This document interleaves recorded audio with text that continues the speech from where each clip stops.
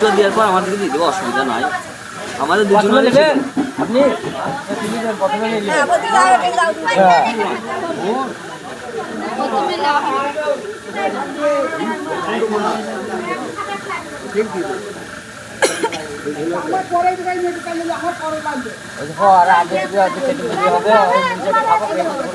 আমাদের কলাই সেদ্ধ মুড়ি খেয়েছে গরম মুড়ি কলাই সেদ্ধ কলাই মসুর কলাই তো তাইলে ভালো হবে, এগুলো মজা হবে। মসুর কলাই হলে খাবো কথা এই যাবে কলাই সিদ্ধ করবি হয়ে গেছে। তাহলে তাইলে আর কি বলবো, ঘর হলে উঠেছে তাহলে ওদের দেখি দেখতে হবে।